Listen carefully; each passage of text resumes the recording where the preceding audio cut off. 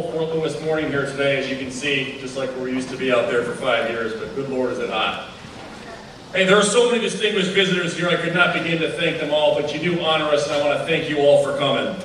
I'd like to extend a special welcome to our Gold Star families. You truly honor us with your presence. I would also like to extend a special welcome to our Ranger veterans. We have Rangers here from World War II, including Merrill's Marauders, Korea, Vietnam, Desert Mun in Iran, Grenada, Panama, Desert Storm, Somalia, Afghanistan, and Iraq. You have truly led the way for us.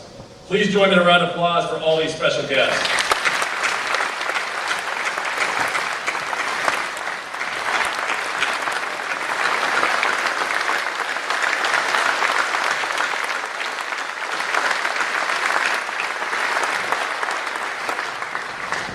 There are three groups of people I'd like to thank. First, my wife, Mary Page, of 16 years, that's 16 years of marriage, who has allowed me to ranger for so many years.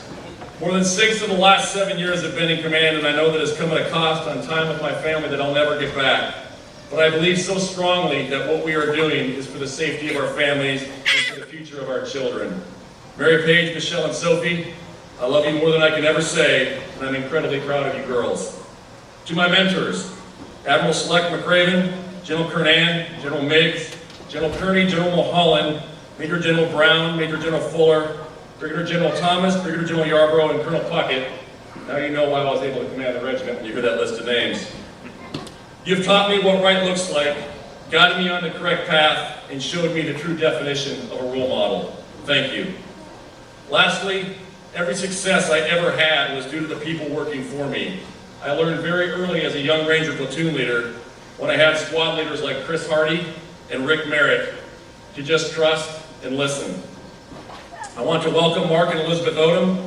Mark and I have been extremely close friends for over 20 years. Mark is a proven warrior and leader, and I know he will take the 75th Ranger Regiment to new heights. Today I ask that all your attention is on the men standing before you, in front of you. It is not about me, it is not about Mark, it is about an organization that is comprised of men that have led the way since its foundation, the Rangers of the 75th Ranger Regiment. Our society places the wrong people on a pedestal. Society's heroes are someone who can catch a football for $24 million, or an actress that pretends to be someone else in a fictional television script, or someone who can sing better than the next. Those aren't heroes. One need only look out at the parade field standing before you today to see America's heroes. If you look on the parade field in front of you today, you'll see a little over only 40% of the Ranger Regiment, because 45% of the Ranger Regiment is currently deployed in Afghanistan, and the other Rangers are either training or in schools, preparing for war.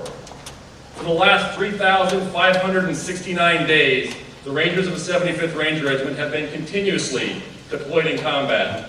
It started on 19 October 2001, following those fateful events of 9/11, and continues today. Just last night, Rangers hit 8 objectives in defense of freedom, and as I speak, they are preparing to go out again tonight. General Creighton Abrams said it best: there must be within our Army a sense of purpose and a dedication to that purpose. There must be a willingness to march a little further, to carry a heavier load, to step out into the dark and unknown for the safety and well-being of others. These are the Rangers standing before you today. They are the modern-day Spartans, a society of warriors. These men have either been in war or training for war for the last 10 straight years. As the Greek historian Plutarch noted, the Spartans do not ask how many are the enemy, only where they are. The Rangers on the parade field before you have fought in Panama, Somalia, Iraq, and Afghanistan. They have been on literally thousands of kill-capture raids.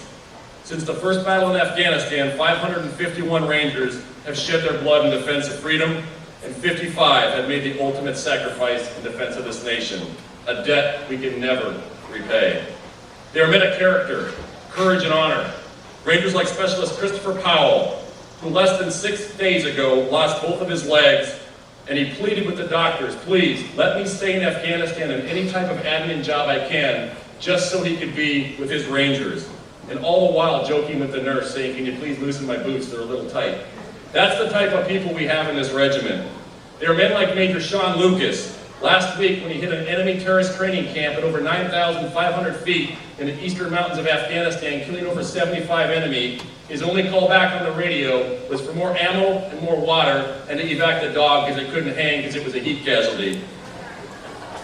There were men like Sergeant Merrigan, Sergeant First Class Kapacheski, Specialist Bates, Sergeant First Class Castillo, Sergeant Honda, and Sergeant First Class Petrie, who recited the Ranger Creed today. Every one of them is receiving significantly incredible wounds. Doctors told us that 3 of them might not live through the night, but they had the will, spirit, and heart of a Ranger and refused to allow their wounds to hold them back.